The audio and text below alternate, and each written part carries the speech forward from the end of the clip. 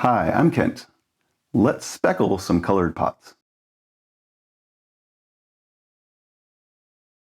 Not too long ago, I went ahead and slip cast a bunch of colored pots using some very old colored slip.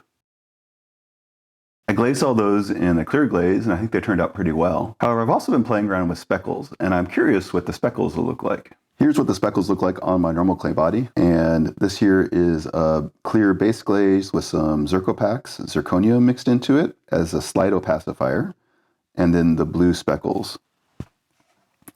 The speckles here are a special recipe. I have another video showing how I did this. Basically, this is a glaze that fires much higher than the cone 5 or 6 that I fire my pots at. So it sinters together in a bisque firing, but when we do the final glaze firing, it only melts a little bit. So it isn't fully mixed into the glaze. So I have some of my original glaze still here all mixed up. So this is the base glaze with the zirconium, and then I have 1% of these speckles by dry weight in here. So I'm going to use this to go ahead and glaze some pots that are sitting back here. I've got a couple different colors. The other thing I want to try in this video is trying to understand the role of the opacifier. I'm worried that the zirconium in here might cover up the color of the clay body. I don't really have no idea how much is going to show through. So I'm going to do the same mixture without the zirconium. I'll go ahead and mix some up, add the 1% sprinkle mix, but I'll leave out the zirconium. So here are my colored pots. For more information on those, go ahead and check out my last video where I went ahead and slip cast these and fired them. To start with, I'm going to go ahead and put clear glaze on the inside. So back here is my clear glaze. I'm going to take and dump some in and go around and just do all these. That way they have a time to dry while we're working on the outsides.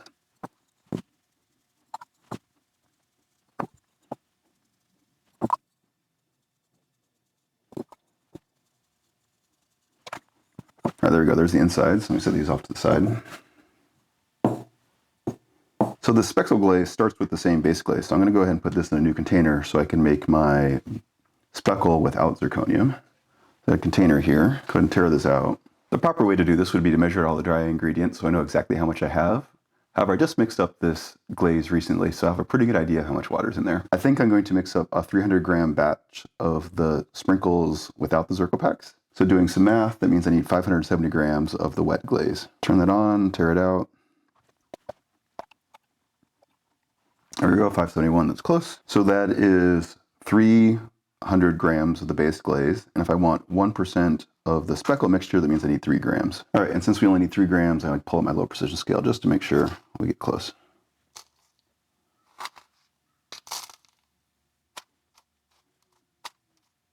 .314, I'm gonna call that good enough.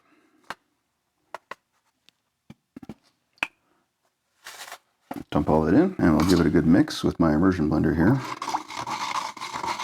Quick stir first. All right, I want to go ahead and dip one of each color. So I've got a yellow here.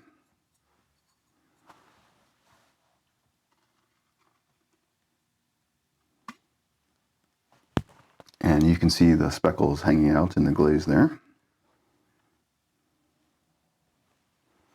Yellow, blue.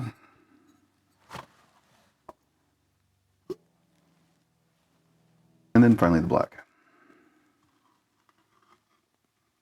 Okay, we're done with this glaze, so let me put it away and label it. This is 1% Cobalt Speckles. All right, done with that one. If for some reason I don't like this glaze, I can go ahead and do some math and figure out how much zirconium to put into this to make it like this. Again, I'll probably be off by just a little bit, but close enough. So now this is the same thing. It's got the gloss base. It has the Cobalt Speckles at 1%, and then this one also has 4% zirconium. This one's been sitting for a good while, so I want to give it a good mix. By hand first, and then with the immersion blender. Make sure everything's mixed together and those speckles are in suspension. And then same thing, I'm just going to dip all these pots.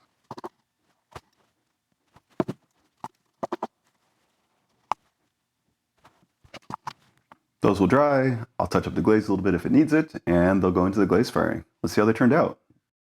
The kiln is all cooled down, and so is the weather. Let's see how these speckles turned out. Here are the pots. One sets in front and one sets in back. Can you tell the difference? Let's look at them pairwise. So here's the yellows. See, this one here is maybe a little bit more creamy. This one's more yellow. The blues, to my eye, these look very similar. And then finally the blacks. Here you can see there's more of a difference in color. So which one's which? The front one here is the one with the opacifier. So this is the original recipe. The idea behind the Zirco packs, according to the instructions, is to give the speckles a little bit more depth. So I guess it looks like they're receding into the background a little bit more. Or that's the idea. I'm not sure. What do you think? Does it look like there's more depth? Here are the others. And I think the thing that gives the illusion of depth maybe is actually the size of the speckle. So the smaller ones maybe look like they're a little bit farther behind. I'm not too sure the Zirco packs is doing a ton, besides changing the underlying color of the glaze.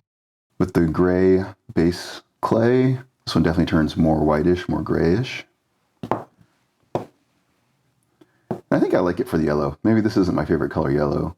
So I think that just lightens it up a little bit. And just for comparison, here is with speckles and without. So this is the exact same glaze, only this one has the sintered speckle mixture in it. Here it looks a little bit more milky white. And then finally the blacks. The glaze itself, I think, just adds a little bit of lightness to it compared to the raw clay. There we go, with and without the zirconium. I think adding the opacifier definitely gives a different feel to the colored pots. I'm not too sure I have a strong preference. Do you guys have one that you like better or not? As for the idea of adding a little bit more depth, I'm a little skeptical. I think it's much more what color do you want the base glaze to be. I do think I want to play around with the opacifier a little bit more. So look for that in an upcoming video. If you have any questions or comments, let me know. Thanks.